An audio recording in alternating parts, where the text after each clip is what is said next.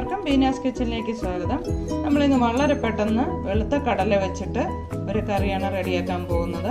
അപ്പോൾ നമ്മൾ ഈ വെളുത്ത കടലയൊക്കെ ഒരു 10 മണിക്കൂർ കുതിർത്ത് വെച്ചിട്ട് കുക്കറിൽ നമ്മൾ നല്ലതുപോലെ ഇത്തിരി ഉപ്പും കൂടി ഇട്ടിട്ട് വേവിച്ച് വെച്ചിരിക്കുന്നതാണ്.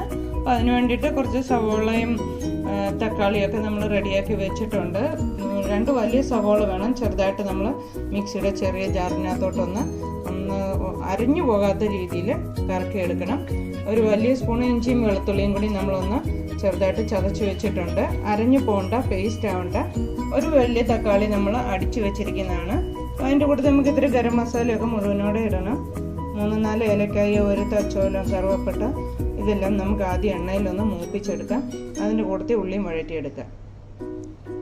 അപ്പോൾ കടയിൽ നമ്മളൊരു 3 സ്പൂൺ എണ്ണ ഒഴിച്ചിട്ടുണ്ട്. കടുക് പൊട്ടി വന്നിട്ടുണ്ട്. ആ സമയത്ത് നമുക്ക് മൊത്തത്തോടെയുള്ള മസാല ഒന്ന് ചേർത്ത് കൊടുക്കാം. അതിൻ്റെ കൂട്ടത്തിൽ തന്നെ നമ്മളിപ്പോൾ ഇഞ്ചിയും വെളുത്തുള്ളിയും ചതച്ചത് ചേർത്ത് കൊടുക്കാം. സമയത്ത് സവാള നമ്മൾ നല്ലതുപോലെ ഒന്ന് വെച്ചിരിക്കുന്ന ഇട്ട് കൊടുക്കാം. സവാളയൊക്കെ ഒന്ന് വഴന്ന് വന്നിട്ടുണ്ട്. ആ സമയത്ത് നമുക്ക് മസാല ചേർത്ത് കൊടുക്കാം. 1 സ്പൂണ് മല്ലിപ്പൊടി ചേർത്ത് കൊടുക്കാം.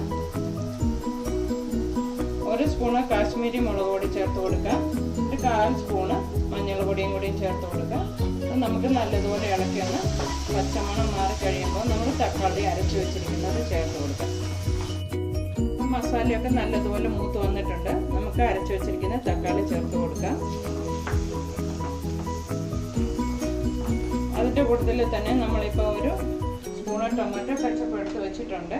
അപ്പോൾ നമുക്ക് അതുകൂടെ ഒന്ന് ചേർത്ത് കൊടുക്കാം. വലിയൊരു സ്പൂണ് ടൊമാറ്റോ കെച്ചപ്പാണ് എടുത്തത്.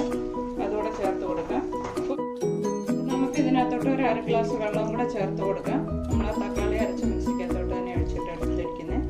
ഇതൊന്ന് നല്ലതുപോലെ തിളച്ച് കഴിഞ്ഞിട്ട് നമുക്കിപ്പോൾ ഇതിൻ്റെ കൂടെ ഒരു 2 കറിവേപ്പിലയും കൂടി ഇട്ട് കൊടുക്കുന്നുണ്ട്.